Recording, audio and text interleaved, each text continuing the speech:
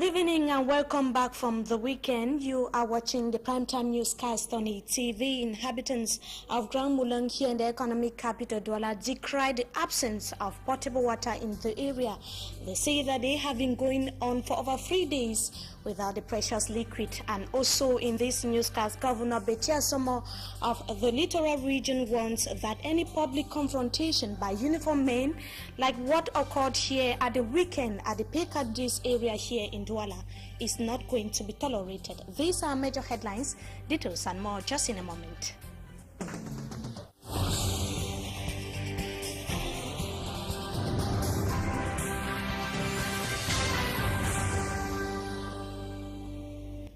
Thank you, viewers, for joining us in this edition of the Primetime Newscast on ATV. We begin right away with the governor's outing here in the Littoral region after the confrontation at Pekadis that took place over the weekend, where he has called on chiefs of armed forces to instruct men in uniform to desist from public confrontations. His reactions came after a free-for-all fight between police and gendarme officers in the Pekadis, a locality here in the economic capital Douala. Anabila in the following report tells us that it is not the first time such acts are being carried out by men in uniform in the country. Her report. Some men in uniform have been throwing their duty of protecting people and property into the mud. The governor of the Littoral makes this stern statement as he frowns at some security forces who fight in public, contrary to what they are called upon to do. The most recent is the incident at Pekadis, a locality on the outskirts of Douala, where a free-for-all fight ensued between the police and gendarme officers, leaving several persons injured and property destroyed. Not long ago at Chapoma, people were wounded and property looted following a bloody confrontation between gendarmes and the people of Chapoma after a gendarme officer was reportedly mistaken for a thief and severely battered. Meanwhile, victims of the Bonaberi incident are still suffering in hospital after they were allegedly mistakenly shot by a security officer who was guarding a microfinance institution. And over in Yaoundé, a young man named Etundi was allegedly mercilessly beaten to death at the gendarme office in the nation's political capital. We hear the victim had a quarrel over market space with the gendarme's son. Cases of abuse of authority or misuse of power abound in Cameroon. Still in Yaoundé, the chief protocol officer at the Ministry of Defense has just been sanctioned, suspended for 60 days after he got a bursar severely battered for sending his daughter out of class for non-completion of school fees. They are both examples seem to give Cameroonians enough reason to be scared of men in uniform who, ironically, are supposed to secure and protect the masses. We have to get up, we have to study, we have to do many things. I don't know why these people cannot just give us water for Christ's sake. This boy, in his dormitory way, though soak, is fortunate to have gotten the almost extinct liquid, water. Cameroonians in this part of the country say in the history of water scarcity, never has the situation been this severe. And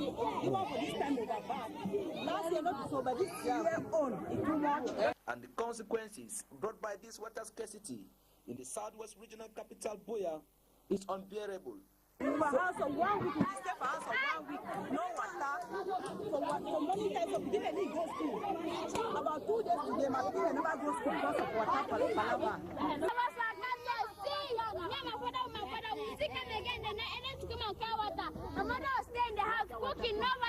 Yet, their presence here is not a guarantee that everybody will go home with water from this Sopo Valley called Mosele. From Tole, kilometers away, this boy has surrendered the struggle and said the crowd is too much. It is already late and he can't longer wait. For the sake of security, he prefers to go back empty without water. When will the Buea water crisis be solved?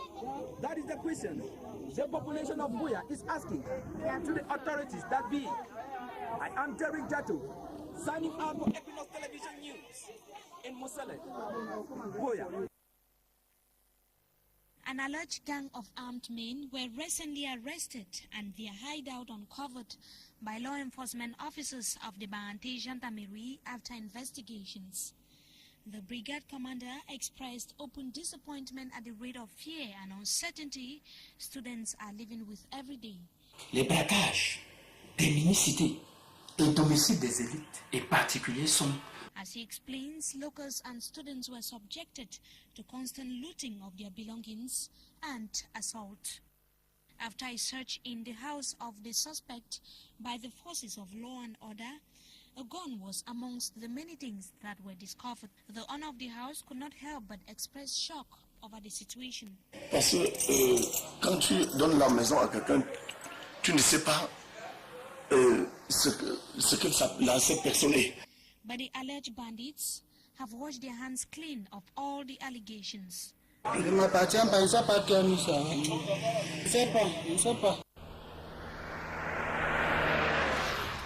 Majority of vehicles plying roads in the central region of Cameroon put at risk the safety of passengers due to overloading.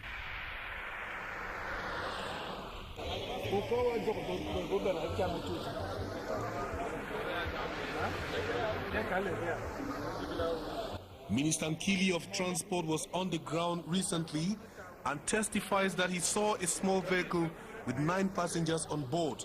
Petite Corolla avec 9 personnes dedans. C'est pas normal. C'est pas sérieux. He says all of them would have perished in case of an accident.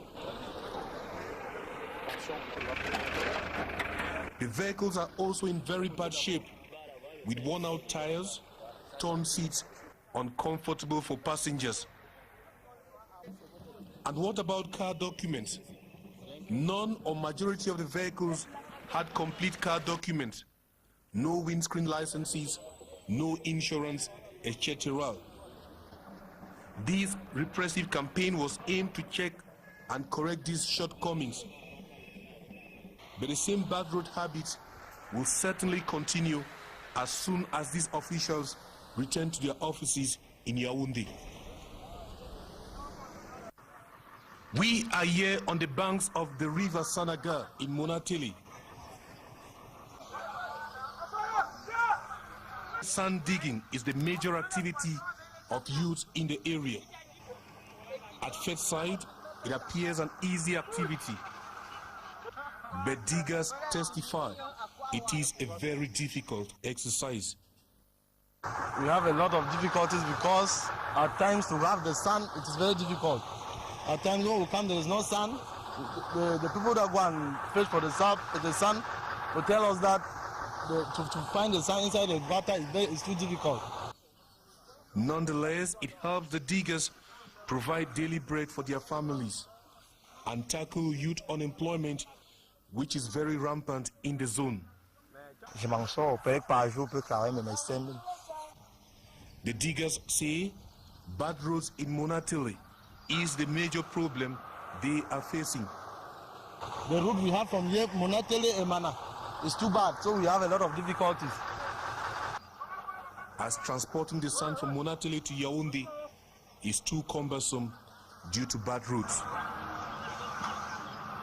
Ainsi, pour faciliter l'intégration, la coopération, you facilitate integration, cooperation, and globalization.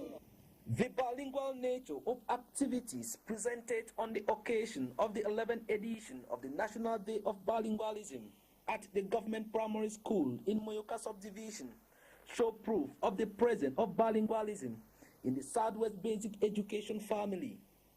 Presiding over the celebration ceremony, the regional delegate of basic education to the Southwest, Joseph Njika, attributed this success to the effective implementation of French and English at all levels in the basic sector of the region. Celebrated under the theme, Bilingualism, a cornerstone for professionalization for an emerging Cameroon, the divisional officer to Moyoka Subdivision, Sobe Simon, advises all present not to define themselves as Anglophones or Francophones Cameroonians, but to strive to be called bilingual Cameroonians, for effective communication is a strong developmental factor. Bilingual sketches, poems, and traditional dances made the day highly entertaining, and the award of prizes to schools and individuals completed the joy in these pupils and kids of the subdivision.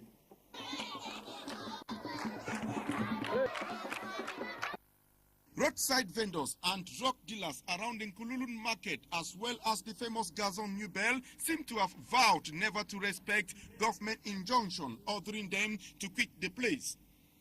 Despite the venue allocated them at the Ngong market by the government delegate to the Douala City Council, they said traders complain of insecurity, difficult access to the site, and administrative bottlenecks when obtaining a store. To them, day-to-day life remains pretty unbearable in a place like that yet to be arranged. Worth mentioning that medicine dealers, despite law banning importation and sales of drugs by the World Health Organization, law ratified and adopted by the Cameroon government, the Douala City Council still offers to relocate traders of Gazon, thus encouraging illicit drug trafficking.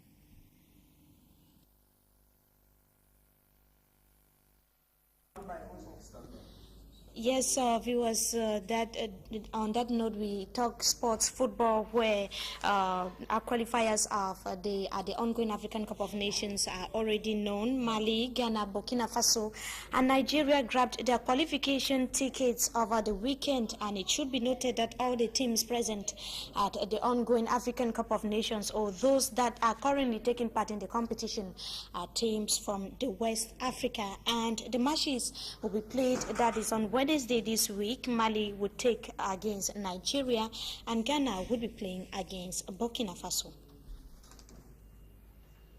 We surely shall be coming back in details in our subsequent newscasts, and that does it for this segment of the news. Talking Point is up next.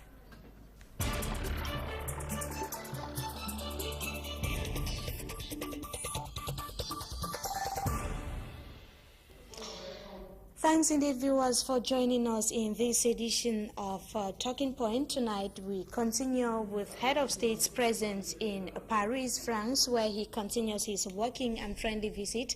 He's still making headline news, of course, as Cameroonians in the diaspora are decrying or complaining that they didn't get to see the Head of State as planned. And our guest tonight is a barrister at law, Barrister Ngoya Ashu Emmanuel. Good evening, and thank you so much for joining us. You're welcome. So, Cameroonians in the diaspora were preparing to receive their head of state, maybe have a word or two with them, and they didn't have that opportunity. What's your immediate reaction to that? Well, I think that is a big mistake on the part of the government, because when the government lives here and goes out to look for investors, normally they talk of foreign investors, but they forget about Cameroonians who are in the diaspora, who are doing good business outside there, and who could bring back much of that money to build up the local economy.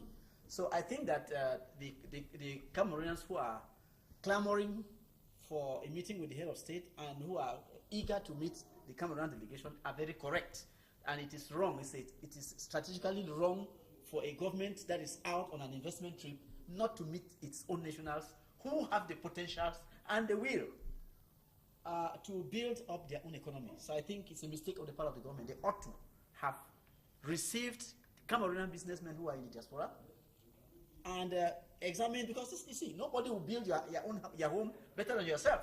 So our own people who are outside there, who have the means and who have the will, are better placed to come and help us build this crumbling economy than the French people who have to be convinced. So I think the government made a mistake there. So they are complaining that it was lack of respect. A head of state had to be replaced by the Minister of External Relations, and also the Minister of Communication here is Shoma Bakari. And can a minister actually represent the head of state? Well, the head of state can be represented by any person he appoints to represent him. And if that person representing him is sitting in for him. But you see, as a matter of politics, if you leave your country and you go out to meet people whom you want to beg to come and invest in your country, it is just politeness. It's sheer politeness to meet them yourself, instead of asking some clerk or some other official to go meet them. Because when you meet them yourself, they have more confidence in what you are going to tell them.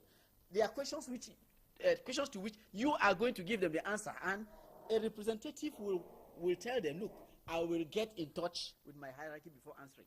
So I think it is better for the head of state himself to meet whoever is interested in doing business, especially Cameroonians. So there is this issue of dual nationality that is equally raised in France, as head of state has said that it is still not yet acceptable, or that maybe it might still he's still studying on how to implement it.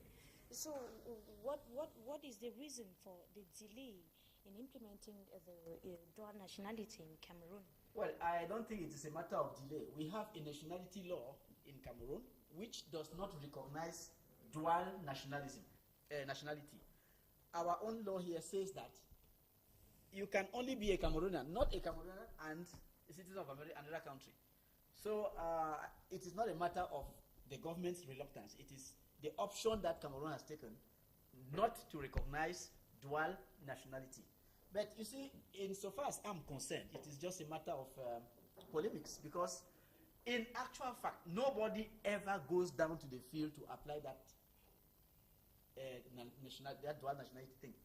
We have so many Cameroonians, Cameroonian elites. In fact, you can remember that there was this big scandal of one ambassador itinerant who had, openly exercised his right as a French citizen.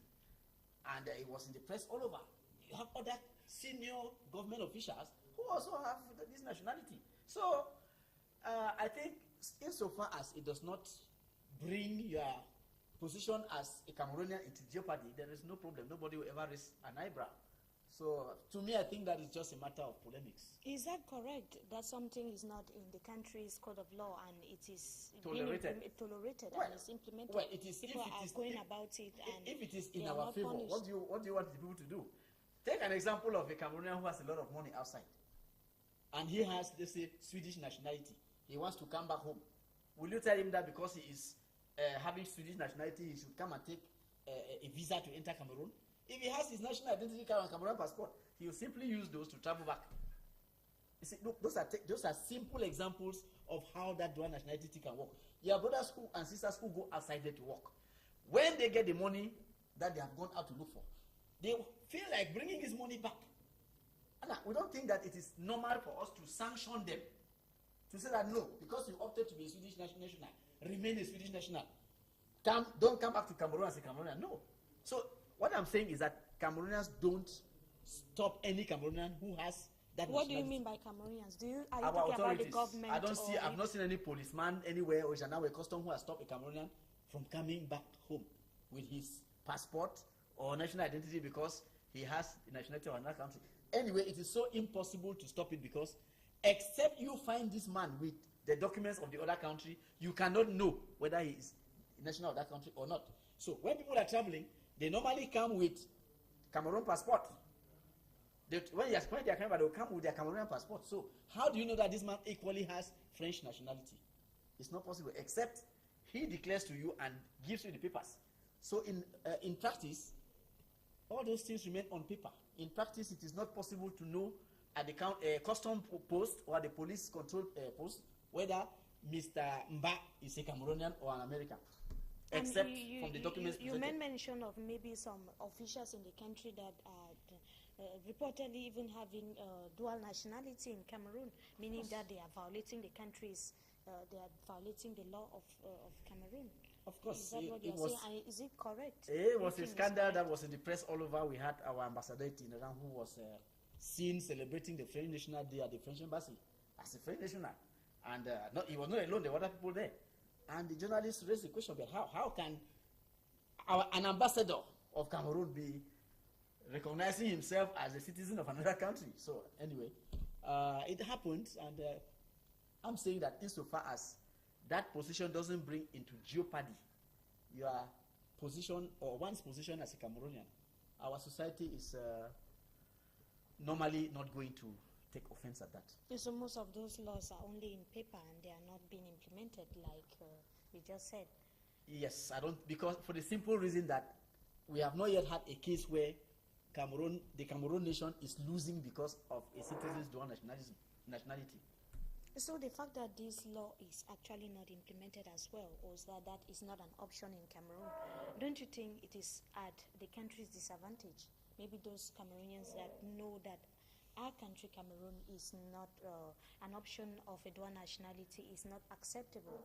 Is it not disadvantageous? I personally think that instead of having this situation where the nation tolerates that violation, it would have been better just to make it into law. Let us just accept dual nationality. Why do you think it should be accepted? Let's accept it instead of pretending to be keeping single nationality and applying dual nationality. Because in actual fact, we are applying dual nationality. Are you in other words saying that it is a little bit more advantageous to implement or accept the law of dual nationality? I am saying that it is not a little bit, very, very advantageous to have dual nationality applied. How is it Look at the players, our players who are in the national team. Many of them have foreign nationality, but they play in national team. How is it advantageous, Barrister? Well, if you had just that single nationality, then a football player who has French nationality will not qualify to be a Cameroonian. But since he was born and bred here and has documents that show that he was a Cameroonian, well, it is normal that he should be in our national team. Otherwise, if he were to apply the single nationality, he will be forced to only play for the country of which he is a national. So that's a simple example of how you benefit from dual nationality. Your children here live and go out to acquire skills and wealth. When they do get those skills and wealth and they want to come back or they want to serve our nation, we should not be barred by those type of rules from taking the benefit. And those rules, it seems to be contributing to brain drain in Cameroon, because many people might want to invest and come back to their own country and maybe develop Cameroon, and the issue of dual nationality might not permit them to do that. No, I tell you what, the cases I have seen of Cameroonians who are even having the nationality of other countries, when they want to come back home, they only use that nationality in case of trouble. Like you see, one of these prisoners in Yaoundé, Thierry Atangana, it is only when they put him in prison that he said, no, I'm a Frenchman. So when he was here working, he wasn't a Frenchman, he was a Cameroonian, working at the Cameroon at the presidency. But when they caught him and put him in prison, oh no, I'm a Frenchman. Then the French embassy starts intervening. You see, so long as the person who is using those documents doesn't go into trouble and doesn't get into trouble with the laws of the land, there is no problem. And I don't think brain trust can be a problem here, because nobody will be stopped from coming back home as a Cameroonian. I have seen cases, people who have dual nationality, they are outside there working. Anytime they want to come back, they take their Cameroonian documents and they travel with them and come back and they stay in Cameroon without any problem. Whereas if they were supposed to come to Cameroon now as citizens of the countries of which they have taken nationalities, they would now be coming here as foreigners. Imagine your own brother who is gone to, let's say, South Africa. He has big monies there, he wants to come back. If he has South African nationality, he will be forced now to go to Cameroon embassy to take an entry visa into Cameroon. Entry visa into Cameroon. He's coming here as a foreigner. We will treat him, and when he comes to Cameroon, he has to get resident permit. You see, look, those things are not very easy. He will have to get resident permit, and you renew that permit every time. And each time he has to, when he works, whatever he takes as a salary or profit, he has to send it back to his own country. Now you see, look at all the problems and confusion that can cause. So I think it is for good reason that our government doesn't put an eye on that. And that's the reason why I'm saying, instead of us condoning this type of thing, we should better just accept the dual nationality and say, well, since it is to the benefit of all the citizens who go in for it, and to the benefit of our own nation, we should better just authorize it. So, Barrister, it is actually also fortunate that you are here, and there are reports that the Special Criminal Court in the capital city, Yaoundé, was visited by some alleged bandits in Yaoundé. Our correspondent, unfortunately, we shall be bringing a report on that in a subsequent newscast. What do you have to say about the fact that a Special Criminal Court that is meant to try embezzlers in the country was visited by armed robbers, alleged thieves actually broke into the court? That's right. What do you expect when you announce over the air that the court has recovered 2 million from files? What do you expect? When you make that type of announcement, people will, those thieves and hoodlums will know that, yes, this court is not a place where money can be found. And they will surely go there to go and see whether they can fill their pockets. It's normal. So the solution is that no money should be kept, government money should be kept in the treasury. So you are saying that the alleged bandits were going there for the money? They were going for the money the court has declared having received now. It's very simple. But do you think it's possible for a court to keep money in there? I'm not in the secrets of God, but I see some mad people doing that. There are some mad people who do that, who receive monies and keep inside safes for some time. So I think the practice should not be allowed to continue. If they have been keeping the monies, all the monies belonging to the state should be sent to the treasury. Because some critics actually, or observers have actually said that since it has started trying some cases of alleged embezzlers in the country, maybe the alleged bandits were maybe going on to tamper with some of the documents there in the court. Don't you also think so? No, I don't think so, because the documents are in a different office, in the legal department, which is very different from where money is kept. So any person who is going for documents will go to the offices of those who have the document. They will not go to places where they will find the money.